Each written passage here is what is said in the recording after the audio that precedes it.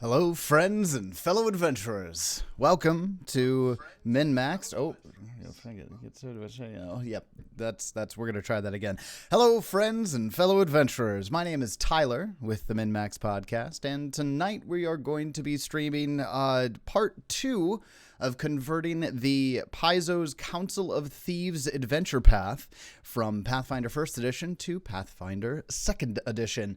And this is our second installment of this, but it's going to be the first time that we're really going to touch on the actual adventure itself. Last time, if you didn't catch it, you can find it on the YouTube channel if you'd like to check it out, is mostly converting the campaign traits from Pathfinder 1st Edition to campaign backgrounds. There was a couple of things that actually I wasn't entirely certain on when we did the stream last time, but I've set down on a few things, and I want to cover those first, really, before we dive into the real meat of the adventure itself. So let's just go ahead and start off with that portion of it. I'm going to switch over to my conversion section.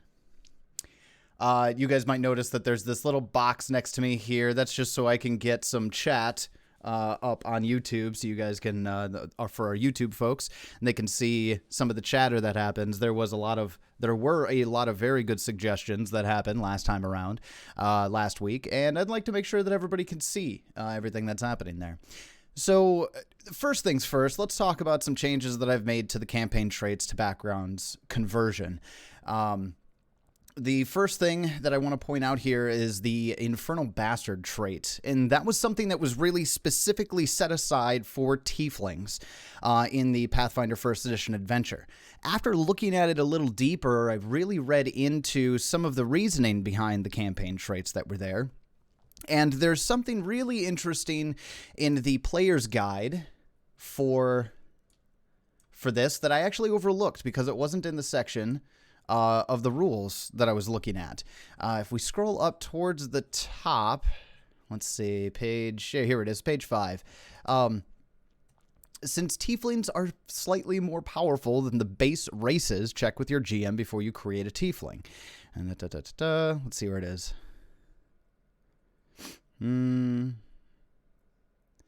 The difference in power is slight enough that some GMs won't mind letting you play as a tiefling, but the following requirements can help to mitigate the disparity between the races.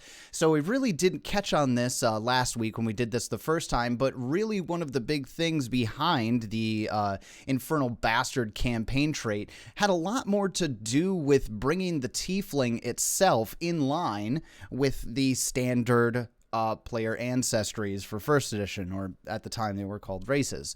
Of course, being that the tiefling heritage is not actually, doesn't actually have a power disparaging difference, the biggest thing that we need to do is really take a look at what we can give the tieflings that would be taking the Infernal Bastard trait, not a lug up necessarily, but something a little different, something a little unique to kind of lend in to that section of the adventure. Now, the Infernal Bastard section of the background traits for 1st Edition really honed in on a lot of the brutality that tieflings experience in West Crown, or in the West Crown area.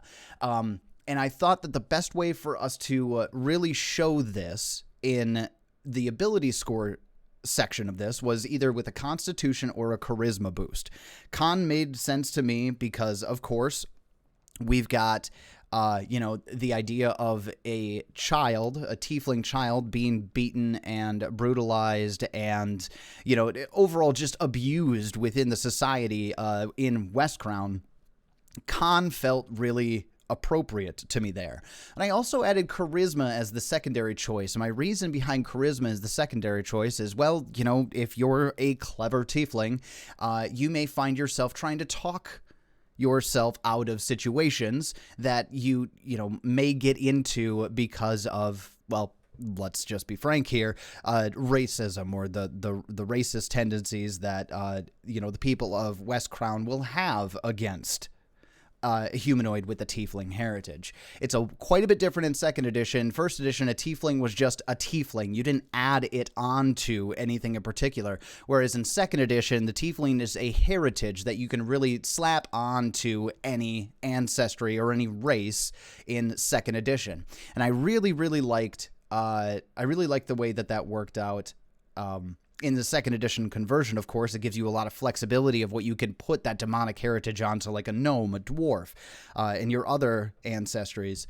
So there's not really a huge reason to reduce in power levels for this. And Mercutio, it's a good point. The XP debt, the level adjustment, very common in some older editions, completely thrown out the window for Pathfinder 2nd edition. So really no reason to dive into that whatsoever in that regard. So again, we're not going to touch on that a ton, but the ability score choice, I came down to con or charisma, and then of course your free ability boost that you choose after that. The trained skill made sense for me to go into deception. I know we already have another deception skill trained background in the West Crown Firebrand, but it also felt a little appropriate for me with the tiefling. With deception as a trained skill, you can do things like disguise yourself, attempt to not appear as a tiefling, and maybe help mitigate some of those things. That helped out, in my opinion, there. With the lore skill, I ended up going with law, and the reason I went with law is that a smart tiefling, or a tiefling who is trying to use everything in the area to their advantage, might look at a way that they can really avoid confrontation with the city guards in West Crown through their knowledge of the law. Whether or not it's intentional, they go out and study that sort of thing, or if they just got kind of beaten with the law in West Crown, whether it's, appropriate or not for them to be. That's neither here nor there in regards to too much detail with that. It felt thematically appropriate to me, so that's what I went with for the lore skill. Now, for the skill feat, this one went a little bit different on this. I was looking into some just skill feats, and this one really stood out to me, Ravening's Desperation. Now, Ravening's Desperation is a lore skill feat specifically. It's actually from the Extinction Curse adventure path, but really actually focuses in on somebody who studies the Beast of the Glutton Dark, Gavizeb. I don't necessarily feel like the flavor of this fits, but if we just kind of read this real quick, I'll go kind of word for word for a moment. Your study of the Beast of the Glutton Dark has taught you how to make do in the most trying of circumstances rather than succumb to weakness. And that's actually the line that really caught me here. As long as your current hit points are less than half your maximum hit points, you gain a +1 circumstance bonus to survival and stealth checks. If your current hit points are less than a quarter of your maximum hit points, the circumstance bonus is a +2 instead. And again, I kind of really leaned into the abused the abused tiefling in society using what they can to try to get away from their tormentors, perhaps, or to just flee and hide from them. This one really fit that flavor for me, so I wanted to keep that, so we ended up keeping it. So anyways, that's just a little bit of cleanup from that section of last week. I know we're 10 minutes in at this point, but I wanted to make sure that was really clear. If you would like access to my Council of Thieves conversion guide while I'm going through and converting this, you can find it in the description, in the link of the video on YouTube, or I've posted it in the Discord channel, our Discord as well, which you can find anywhere in the description here. And you can come and take a look at that and hang out with us. We've got a lot of cool people that you can hang out with. You might be thunderstruck with some of the things that you see in our Discord server. That one's just for the folks from Discord who are hanging out. Hey guys, what's up? Anyways, so to kind of move on a little bit, I mentioned this last week, but because I don't want to be touching too much on the showing the actual PDF for this. I'm not going to be putting it on the screen. What I will be having for us here is instead going to be my, of course, access to the SRD. My favorite right now is the Easy Tool SRD, or pf2 easy.easytool.es. It's a very quick search responses. It's all laid out in a very visually pleasing way. And unlike Nethys, and don't get me wrong, I love the archive of Nethys, it's a little slower with the search terms. And if we really feel the need to spread out into it, because EasyTool does not have every rule book in it for multiple reasons, and I won't get into that for, that's Ivan's deal.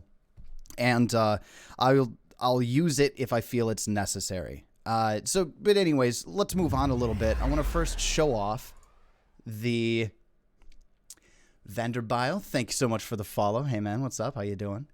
I'm going to show off here a little bit. This is what the table that I'm going to be converting into looks like. And again, I'm going to point out the kobolds to kobolds conversion guide here, which again, I've linked in the description of the video. You can use this to help convert your own adventures. This is the table that I've built for it. I'm just going to cover a little bit about what each section of the table does for us. First column is a page number. Simple, easy. This is to help you find what you need in the PDF when you need it. And the second column is the section. And this will be things like, if you're familiar with Paizo adventure paths, everything is laid out pretty nicely as far as, rooms in a dungeon are going to be A1, A2, and A3. The second dungeon will be B1, B2, B3, etc. And I'm going to use that where I can. If it's not in a section of the book, we're just going to put a dash there and ignore it. Nothing too big. Now, this third column here is the 1E rule, piece of rules. There's got to be a better way to say that. The first edition rule that we are converting over to second edition, which is our fourth column here. Also want to make sure that I notate the source for a few different reasons, but the primary thing when you're labeling the source is just so you can find your reference and your point of reference to it quickly when you need it. This column right here is the threat level column. I'll get into this in a little bit more detail when it comes to it, but the threat level is just an easy way to glance at what you have and determine, is this a trivial threat? Is this a low threat encounter, moderate, severe, extreme, etc.? So it's to make, glancing through your table in the adventure a little easier. And then finally, of course, the notes section. So without further ado, we're going to kind of get into this. Like I mentioned, I'm not going to be showing the actual book itself, but I am going to bring up what I have, and when necessary, we'll give context for what we need. Now, like most Paizo adventure paths, the first several, a dozen or so pages is based on really overviewing the adventure. I'll sum it up for you. Eridan sucks, and because Eridan sucks, the devil-worshipping Chelaxian army, or, Chelaxian country, they take over West Crown. West Crown was intended to be Eridan's seat of power, or to an extent, Eridan's seat of power, but of course, after Eridan's death, here we are, like usual. For those of you familiar with Pathfinder Adventure Paths, Eridan is the god of humanity and is very frequently the actual... Yeah, Corey's got he's got it down. Every AP, Eridan sucks is what it boils down to, and she's not lying. It really is. Sometimes that's just how it be. We're actually going to start off with the conversion. For this one is on page 12. Now, you might ask yourself, Tyler, this is going to be a little boring. We're just watching you, convert pages and numbers and things like that. Half of this is going to be us just hanging out and chatting. So feel free to put in anything that you would like into the chat, and we'll talk about it if needed. The first one we're coming up across here is actually a DC 10 knowledge local check or diplomacy check. That's a good point, Corey. He's not technically responsible for the Runelord saga. That's like, what, one of them? I know for certain all the classics. You're looking at Eridan. Actually, interesting point here. Council of Thieves, although Paizo's fifth actual AP, is its first adventure path for Pathfinder First Edition. Everything before that was written for D&D 3.5, and this is the very first Pathfinder First Edition adventure. So actually the front matter of this book is a lot of thank you for taking the dive into Pathfinder First Edition. I found it really interesting. If you end up picking up this book, The Bastards of Erebus is what book 1 is called. If you end up picking up this book, there's a lot of interesting callbacks. For me, I had a lot of deja vu, a lot of the verbiage and the excitement and, the looking forward to everything that was coming up that we see now in Pathfinder 2nd Edition. They absolutely had a lot of that energy going back to the beginning of Pathfinder 1, which was really, really cool to see. Anyways, I digress. Let's talk a little bit about this knowledge local check. Now, we're really, in this one, trying to find out about a person that the PCs are being approached by in order to really be the hook of the adventure. This particular person, Genevian, and Ariel you're getting knowledge about them. So let's talk a little bit about how that might convert. Now, to start off for that, we're going to head back over to our tool here. We're going to do converting editions from first edition. And since we're still level 1 characters and we're looking at a first edition DC of 10, that translates in second edition to an 18 for a DC. Now, trained knowledge local or diplomacy, knowledge local touches a lot into society. I feel like diplomacy might work a little bit here as well. We can kind of have the player subtly ask Javian, what exactly, who they are, what they do. So we're going to keep that there. But, however, I am going to make a point that this is, I think, potentially an easier skill check. So another thing that I want to point out is the DCs by level. So let's go level-based DCs here real quick. Or is it setting DCs? I'm going to flounder here a little bit. Hold up. Where is the adjustment for easy, etc.? Let's go DCs again.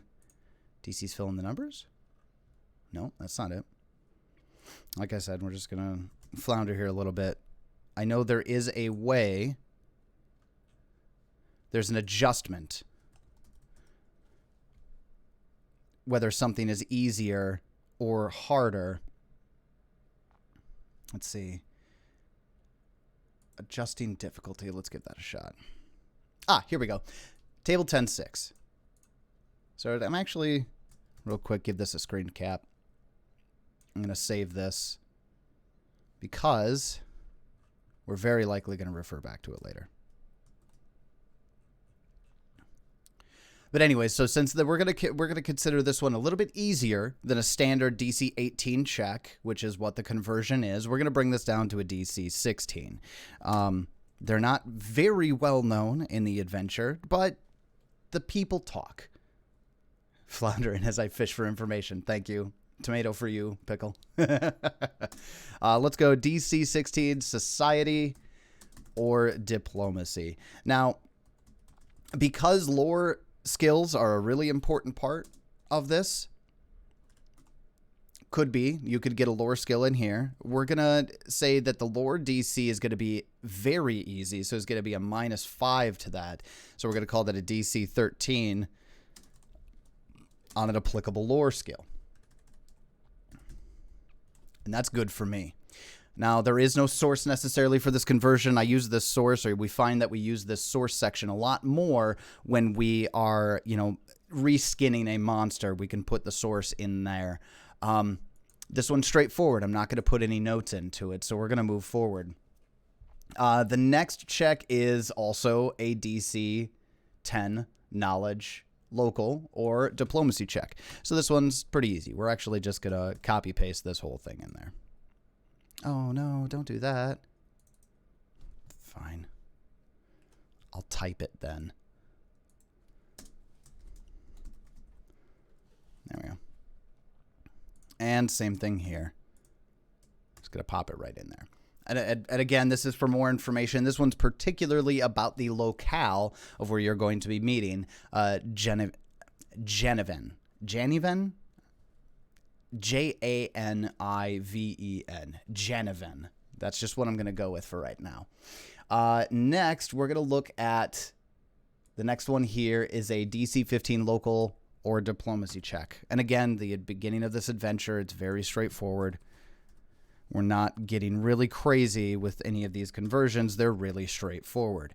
Now, this one is a little bit harder. This one is to know that the tavern that you are meeting is that the place has new owners and they seem to be taking their time getting the business off the ground. So let's go back to our convert table here.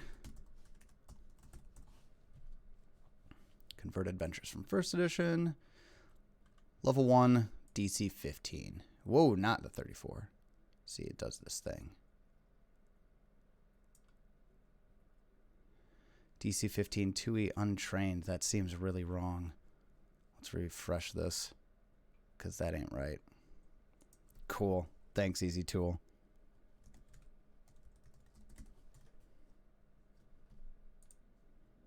Try this again. Convert.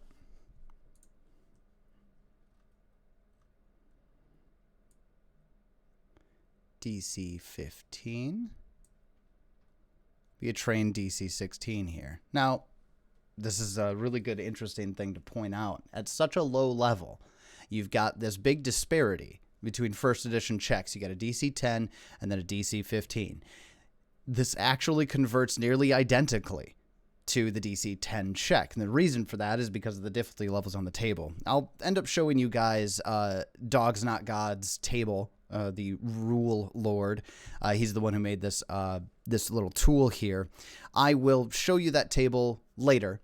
But for right now, because of the way that that whole thing works, we're actually going to bump this one up a touch. It's going to be a +2 adjustment.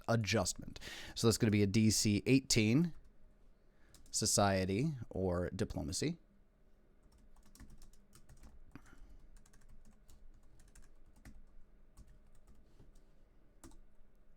But let's keep that lore check the same. You really want to reward your players for investing in lore skills. They're highly specific in second edition, and I think it's a really good idea if it's applicable to the adventure, if they've trained in a particular lore, like a West Crown lore, or, you know, a tavern lore or something like that, you want to give them a lower DC to try that out. Okay, we're still on page 12 here. There's a lot of checks of DCs for with information, but we're going to come to our very first piece of information outside of that, and that's actually Janiven herself. Janiven. I'll figure this out. Janiven is in first edition a female human ranger, and I'm just gonna kind of pop this up here so everybody can see it.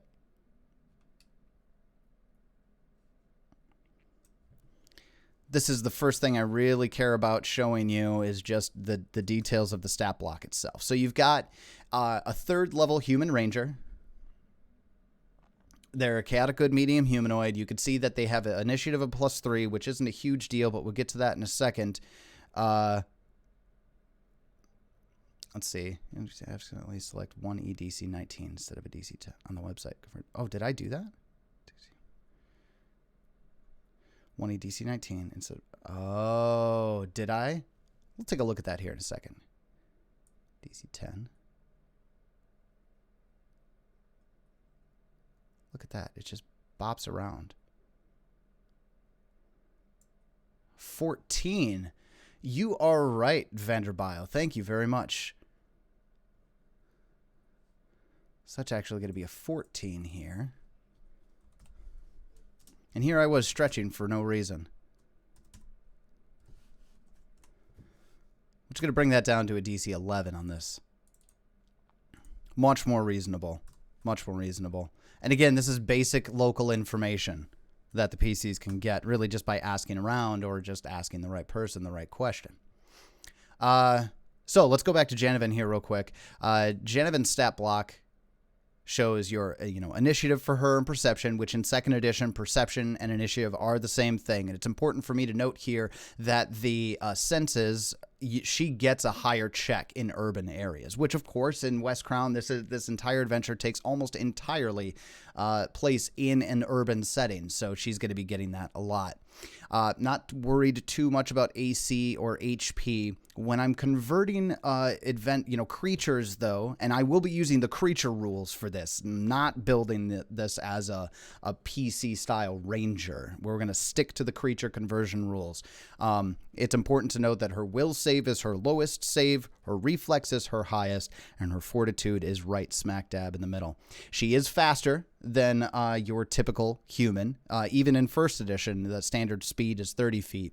This one is a 35 feet. So since the second edition speed is 25, the biggest difference from a balance perspective is that you can spend all 3 actions moving. So you don't want to bump up this speed too much. But I do like the fact that she has a little more speed, especially when she's in her environment, she's in her urban setting. So we're going to leave that one and come over to another tool that I'm going to show you. This one I get to pf2.tools. pf2.tools has a bunch of really cool tools, obviously. What we're looking for here is the monster tool utility. You can actually link right to it by just going to monster.pf2.tools.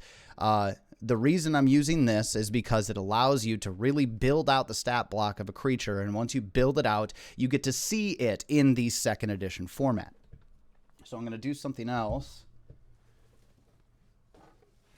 Grab our trusty game mastery guide, and I'll be pulling up here the monster creation rules. Now you can check this out on your own. They're available again for free online.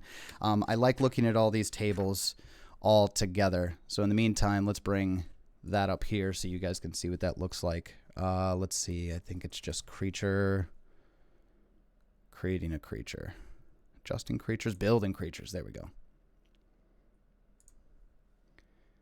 We're going to spend a lot of time in the building creatures section when it comes to converting. We'll be doing a lot of reskinning, but a lot of the time that you spend on an adventure is going to be in the building creatures section. So if you're converting, I suggest you either pick up a game mastery guide. That's my preferred method. So I've got the book right here in front of me, or head over to the Archives of Nethys or Easy Tool. You can find all of this here.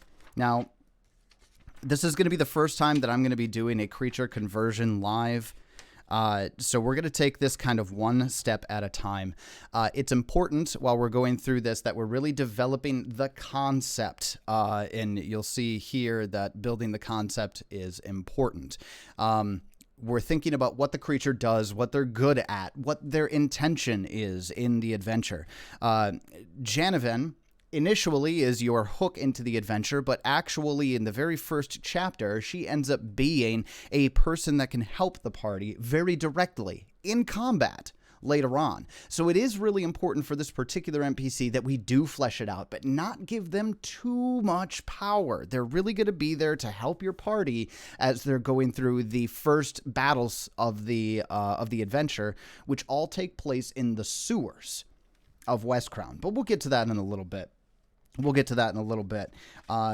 to look at the very first section here, and that's level. Now, you'll see that the actual challenge rating, the first edition challenge rating, is a CR2, but the level of this ranger is 3. In first edition, a lot of times your actual player level has a CR rating of 1 lower.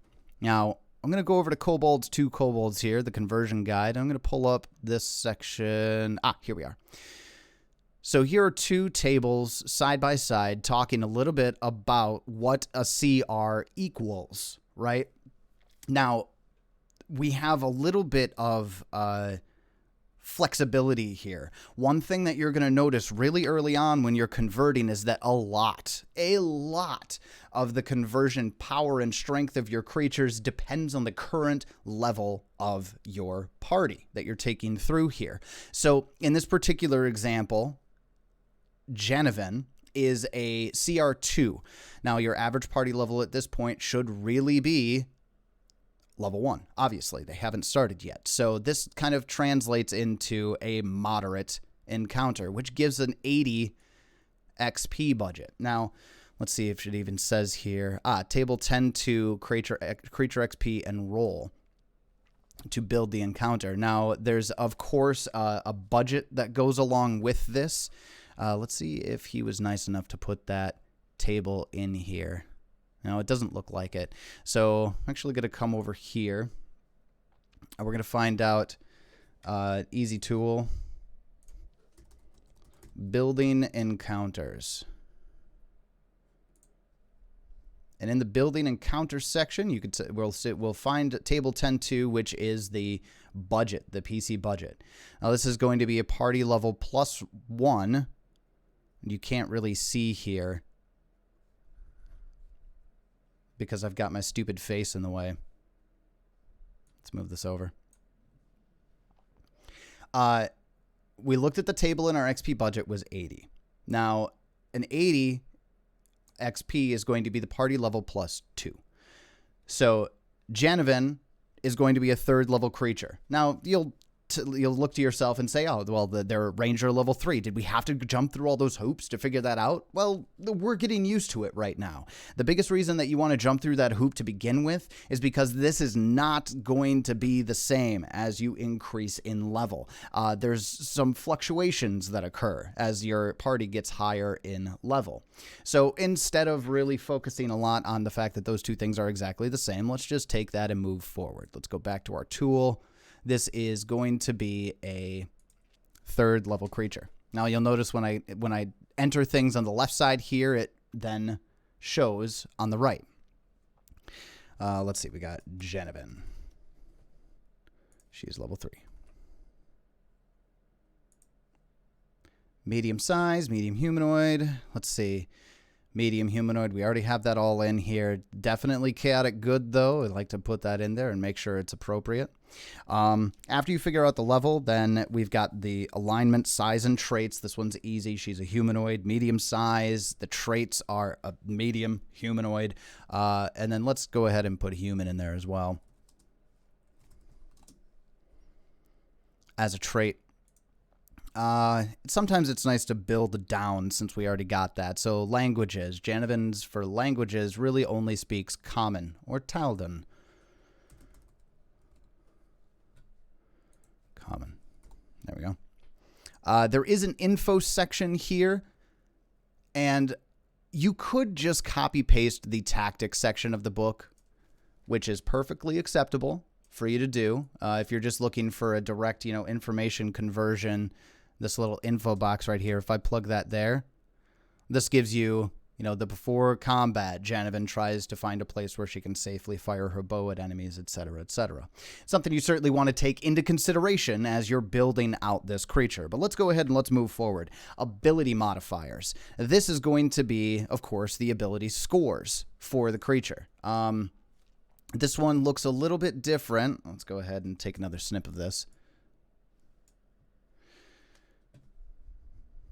Janavan, don't worry, I'll clean this table up if you guys want to be taking a look at it a little bit later. Her statistics are pretty straightly laid out. She is not a strength-based fighter. You can see that here with that 10 in strength. Her highest score is a 15, but then also has some charisma in there. So charisma and dex are her top 2. She is not as intelligent, just average intelligence and strength.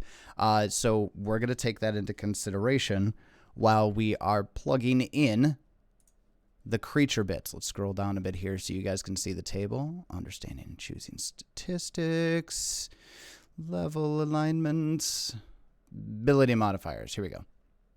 Here is this nice little table that's going to help us determine what actually is a good conversion for some of these things.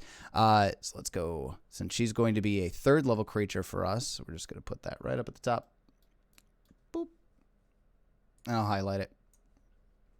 And we'll head over here. No. I'm going to be doing this a lot. I'll be shuffling things around quite a bit as I'm getting used to how I'm going to do this with you guys. Here we go. And, of course, this doesn't. There we go. All right. So, getting back on track here. Ability modifiers. What is her strength? Her strength is going to be dexterity. We're not making her a crazy, powerful creature for the party to have as a goal, or, you know, as a combatant that is going to assist them early on. So we're going to keep this just on the high end, which high for this is going to be a +4. The nice thing about the tool here is you'll notice that this shows this benchmark here. When I select high, it actually just applies it as a +4 as the hint, right? So I can just go ahead and apply that value here. No need for me to put notes in about this. Let's talk about strength being low. I'm going to make this low since it is the lowest of her strength, and so is intelligence. We're going to make this a 1 as well. Now, she is a little bit higher on her charisma, so we're going to go up the high on that. Now, you'll notice that when we're looking at her actual stat block here, her charisma is just a little bit lower than her dexterity, but for effectively a 15 dex and a 14 charisma, that's going to be the same modifier. And since 2nd edition doesn't use the actual score for creatures, it just goes straight into modifiers, we're just going to have them both be the same. So let's take a look at what we got next. Intelligence is low with that 1. We're going to go moderate for wisdom because she's in the middle for that. Let's see. 1 here, 3 here. Not a 31, a 3. Thank you. Okay, so you can see that's all now being reflected on the right side here. We've got her strength, her dex, her con, wisdom, intelligence, charisma, etc. So we can move on to the next bit. After the ability modifier scales, we're going to look at perception. Now, we saw a little bit earlier in Janovin's stat block that she has a plus to her perception in urban environments. Now, this is a 1st edition class, ranger class holdover. 31 charisma. The ranger class does give you more perception, more initiative when you're in your environment. So we're going to carry that over here because it's going to feel unique in the creature setting. We're going to give her, let's see, perception at level 3. Let's go with a high perception. I know it's in here somewhere. Where is it? Perception. Here we go. We're going to go high perception when she's in her element. So normally perception's going to be a +9, but she's going to have a +11 in urban environments.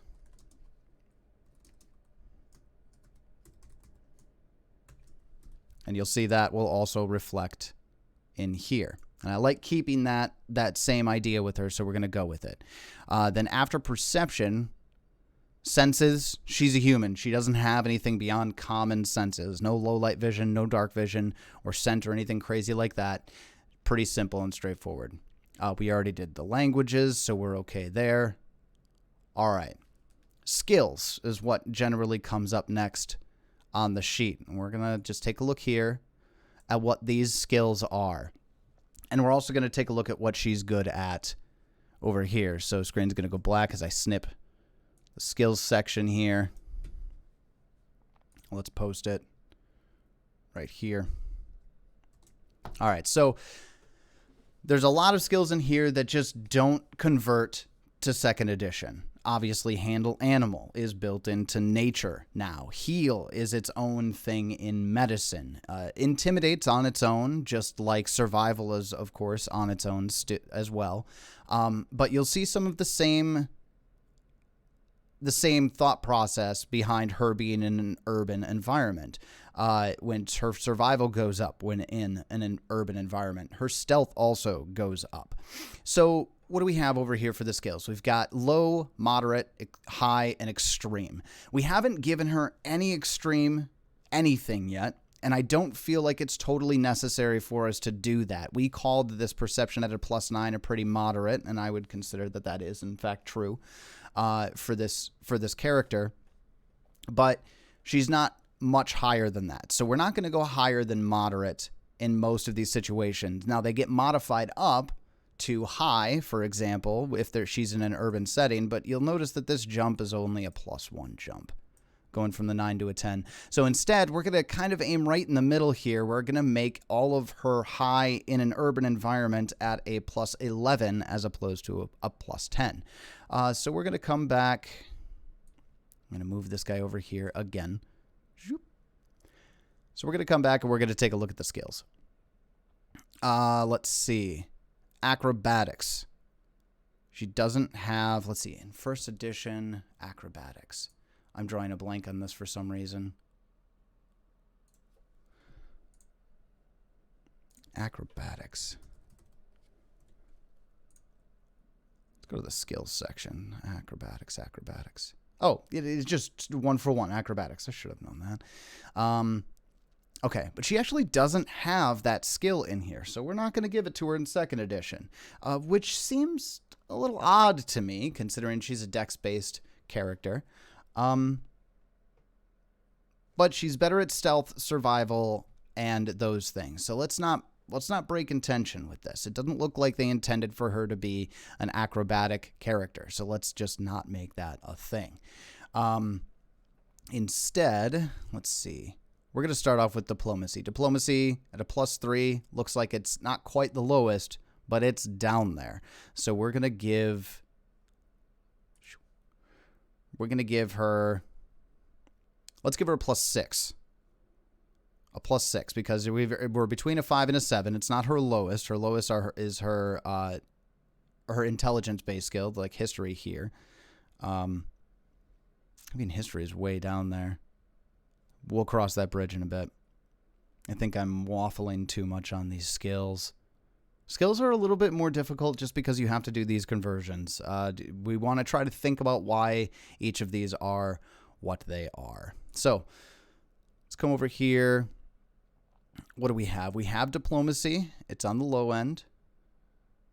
We have handle animal, which is going to be nature. Let's make, since it's a +6 here, let's make it moderate here. Heal is a +4, which is going to be our medicine. Let's go ahead and make that low. Intimidate at +6. Let's see that at moderate. I like that at moderate. Knowledge history. Knowledge history doesn't really convert into much more than just lore, I believe. Not lore. That's not what I'm looking for. Society. That's what I'm looking for. Society. She doesn't have any specific lore skills. We're not going to give her any specific lore skills.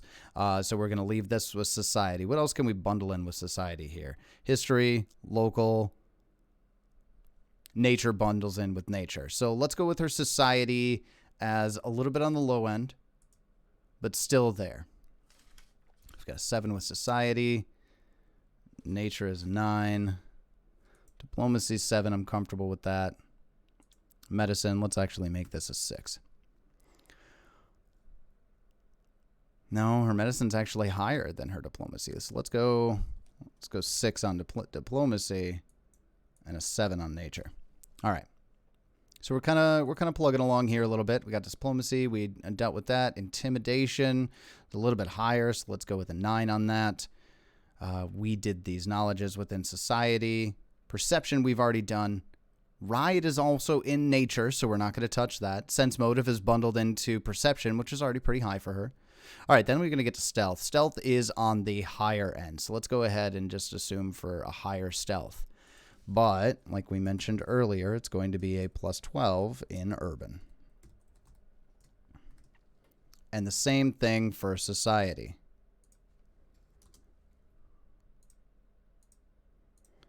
+10 base with a +12 in urban. Not Uruban. Urban. There we go. All right. Let's see. Swim is directly tied to athletics. And I believe we're going to want to give her a little bit in athletics. But her swim is pretty low. And so is her strength. So let's go with a 7 on that as well. I like giving creatures at least athletics or acrobatics. Something that they can do in... I didn't realize these. Sorry, I interrupted myself. I see that it automatically appends and puts in these parentheses, so I don't need to do that. Get those out of there. I like giving either athletics or acrobatics to my, fighters, and I'm certainly going to call Janovan a fighter here. She is a first edition ranger. She is a combat focused thing. I like giving either athletics or acrobatics for that because it helps represent those things. Again, she is not high in strength. She doesn't have training in acrobatics, so we're going to give her athletics, but a little bit on the lower side. We made that a +7. I'm pretty satisfied with those skills there, so let's go ahead and move on. The next thing on the actual list for building creatures is items. I am straight up skipping items right now, and the reason I'm going to do that is I'm going to break down the adventure in the levels your PC should be at when they come across this. Later on, as we're converting further into this, when we reach that point where the PCs should be reaching second level, we're going to break there, and we are going to go all the way back to the beginning and find all the places where items are, and then slot those in based on a treasure expectation of PCs. And that's a lot to cover, so we're going to cover that later. I just want to let everybody know I'm not forgetting about items. We are just straight skipping them to the end of each level section as we're converting this. This was a mistake that I made when I was converting Return in the very beginning of the adventure, where I was trying to get as close to 1-to-1 in my conversions for items when I was converting for Return of the Runelords. That turns out to be a little bit of a mistake. It doesn't help that I have a 5-person party, and that calculation gets adjusted even a little bit further than a standard 4-person party, but I don't want to think too much about it. I don't want to make too much of a deal about it yet. Like I said, we'll come across that when the adventurers should be getting to level 2. So instead, we're going to go over to armor class. Now, here's where I think we're going to be giving her... I don't think her first extreme. I still don't think extreme is appropriate here. But for a 3rd level creature, a 19 is good and up there. So we're going to make her armor class... I've already forgotten. 19. Armor class 19. Which, of course, if we put high here, you'll see it reflect there. All right. Now, after we do armor class, really nice and easy there. That gets us over into the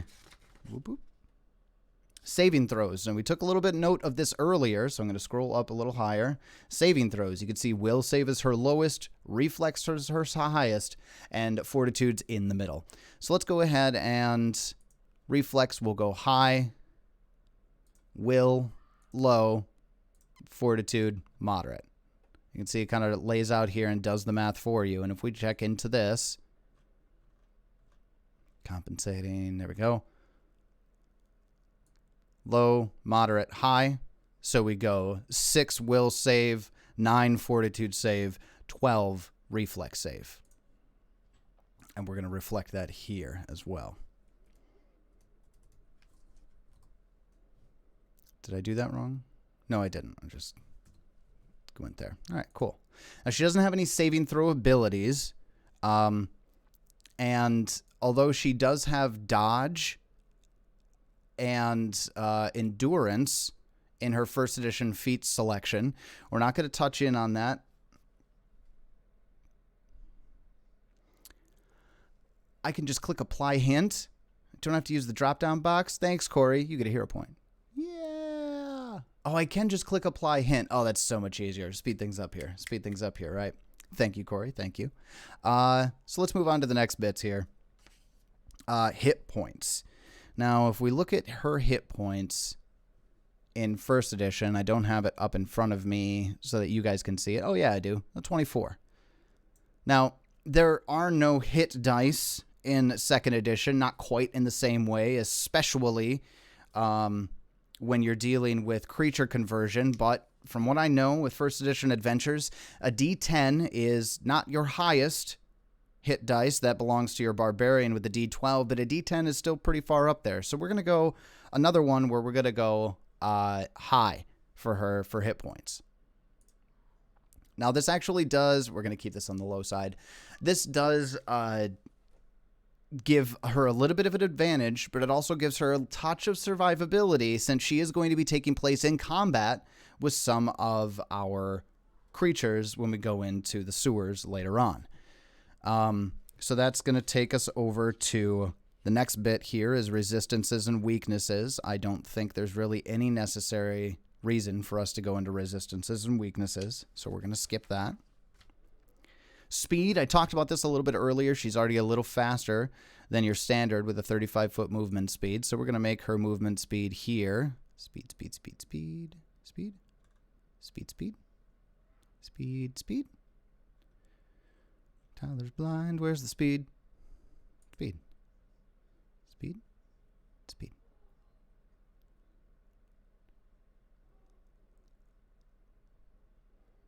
I know there's people just looking at this going, it's right there.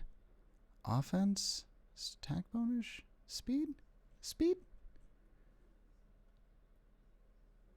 I have to be just missing something. Enlarge. Speed. Speed. Ability modifiers. No. Speed. Speed. Why can't I find speed? Yeah, I'm not crazy. Speed and offense. Aha. All right, let's go 30 feet. Well, that was kind of painful. Wouldn't you agree? All right, so we got that there. Let's go ahead and get this over to the left side again. All right, speed. So we got our speed in here. After speeds, now we're going to start looking at strikes. Now, like I mentioned before, yeah, it is kind of a silly spot for it. I'll make sure to control F next time, Jason. Okay, all right. So let's go back into this just a little bit. Strikes. So we're going to be looking at the offensive section, but let's go take a look at building creature strikes. Now, a third level creature on your party's side is quite the benefit. And although we want to give them somebody who is going to survive and be likely to survive all of the excursions into the sewers that the party and Janivan really start off with, we don't want to make her just a beat stick where your party can sit back and just let her do all the work. So although it's not going to actually make a lot of sense for conversion purposes, and I don't necessarily think that this is going to be, true conversion. We're, again, keeping in mind the spirit of what's happening, what your party is getting with this ally. And like I said, I just don't want to be giving her an absolute beat sticky amount of strike attack bonus and damage here. So let's take a look at what she's got. She's got her long sword and a long bow. She's certainly much better at her long bow than she is with her long sword. So let's keep that in mind. Let's go with a low attack bonus for her long sword, and let's just go moderate for the long bow. So let's see, we got an 8 and a 10. Offense. We've got this nice little table here that does that. So first we got a melee strike. The attack's going to be a +8.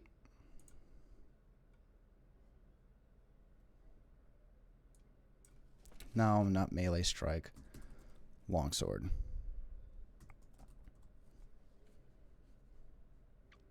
And let's see. Longsword does roughly the same damage as the longbow, but again, we don't want to make this too crazy, so we're going to apply just the low end of this at a 1d6 +5. The master longsword is going to be slashing. So there's our very first strike. After that, we're going to go for her ranged longbow. This one we're also going to make a +8 because, like I said, we're not going crazy here. Lower on the attack and piercing. No, I lied. This was going to be a +10. We wanted this to be a +10. She's certainly better at her longbow than with anything else. Now, 1d6 +5 is nothing to sneeze at. Again, these are creature build rules. This is, the intention behind a lot of the creatures is that your party's going to be facing up against them. That's not going to happen with Janivan, so we're not going to worry too much about that in particular. Instead, we're just, again, keeping in mind that we don't want the party to just let her do all of the work. That's not what we want here. We want the party to work for it to an extent. All right, now what do we have left? Left in the conversion would be things like spells special attacks, abilities, innate spells, rituals, and we won't be doing any of those things with Janaven. Janaven is a melee combatant. Not a melee combatant necessarily. It's a ranged combatant, but martial combatant is what I was looking for there. That's the word I was looking for. So I am actually pretty happy with this. Do we need more than this for most creatures? Yes, you're going to need more consideration than this for most creatures that we're going to be converting. But again, because this is going to be an ally for the party, we do not want them to get too much benefit of bringing her along. So generally after this, it would be roughly at this point that I would download, or I would actually log in and link this. Just for a second, I'm going to go over to my full webcam video, because I have a lot of converted monsters from my Rune Lords. I might actually end up just doing, I might do my own login for this for future use. In fact, now that I'm thinking about it, that's exactly what I'm going to do. I'm just going to log in with my own Google account and just keep that for this.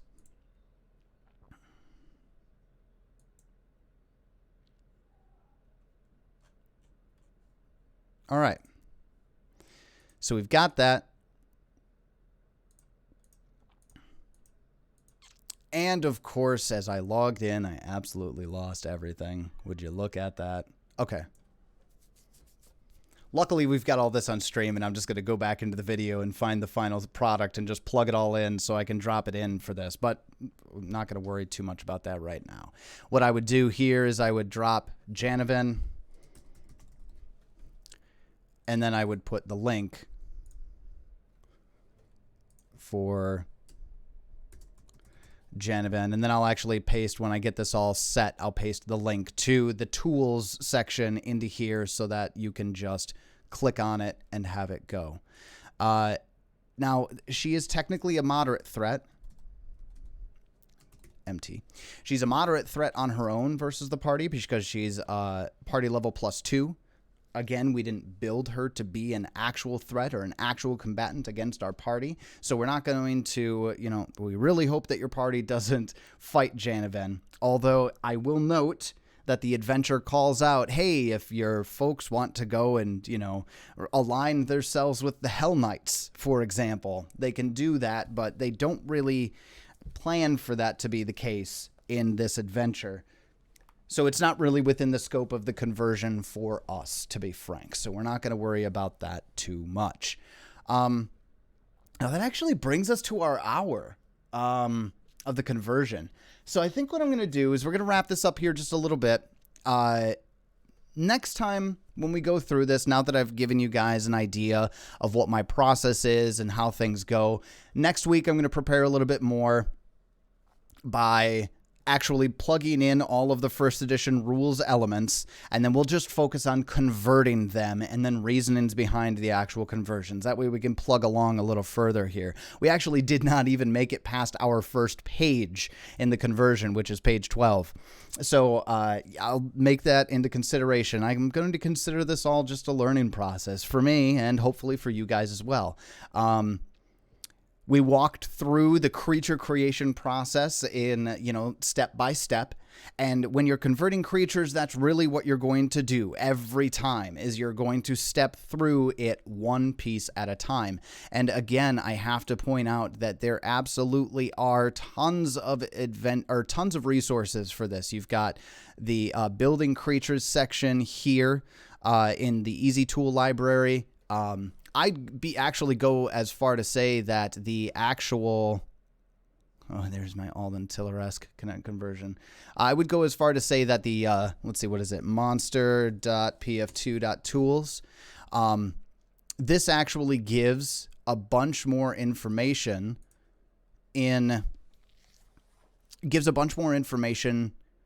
right in the tool itself as far as the numbers are concerned, especially after you get to the creature's level plugged in.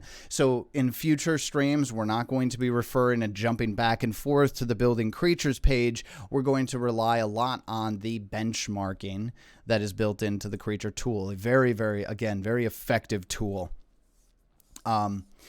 Crimson GM's calling out that he used it for RPG Superstar. It is extraordinarily reliable. And one of the reasons that I love converting to 2nd edition so much is that things really are very, very clear cut. You can use these building blocks that they lay out in the building creatures and convert it through, and it is very clear on where you can be with it. As long as you have a design concept and you get an idea of what's, extreme, high, medium, and low as far as your scores are concerned, it's all very plug and play. So that's going to go a little bit faster next time, especially when we get to the part of just reskinning creatures. When we get into the sewers next week, we're going to be just reskinning a lot of creatures as opposed to building them from scratch like this. In reality, I could have really used the NPC codex, if you will, that exists in the back of the GM's guide, the Game Mastery Guide for Paizo. And where did I put that? Here it is. I will sing the praises of this thing. Very, very great book. There's plenty of subsystems in it, and it's got my Bay Elasnest right on the front of it. There you are, girl. What's up? So the Game Mastery Guide's a fantastic pickup. If you're going to be doing conversions from 1st edition adventures to 2nd edition adventures, not only are you going to need to buy the PDFs or the physical books, it's just something you're going to have to do. They're not expensive. You can get these for I think I got book 1 of Council of Thieves for $14 or something like that from Paizo's website. They're a fantastic deal. You're talking about spending less than $60, less than $70 on the entire adventure after all is said and done. And I don't necessarily think, and I'll say this now, even though I'm going to be converting the whole adventure throughout the course of the stream here, it is not a bad thing to just convert during your preparation, going and leading into any session. And the reason I'm going to say that is because you can make adjustments on the fly during your conversion process if you're just converting maybe 2 or 3 weeks ahead of time, depending on your play schedule, of course. If you're playing once a week, you can prep 2 or 3 sessions ahead of time to still keep that flexibility with your party. If they end up needing to get additional treasure, you don't have to rely on something you've converted way in the future in order for them to get the appropriate treasure. Just because we actually lay out all of the treasure that a party is going to get throughout the course of level 1 or whatever level they're dealing with at any given time, that doesn't mean they're going to pick up every piece of treasure that is going to be converted. So staying flexible when it comes to a lot of these elements is important, especially when it comes to treasure. So before I let you guys go, I just want to thank you all very much for joining me tonight. It was an absolute pleasure having you all. And if you ended up showing up tonight, whether you're on YouTube or watching us live on Twitch, my name is Tyler. I am the Game Master for the MNmaxed podcast. You can find us on any podcatcher that you have available. I have converted the Return of the Runelord's Adventure Path from 1st edition to 2nd edition for my players in a pod called the Mithril Dragon Wagon. So if you want to see or listen to more appropriately what that sounds like in action after the conversion, you can absolutely check us out there. We have a ton of fun. And other than that, again, thank you all for joining me. And until next time, it's your turn.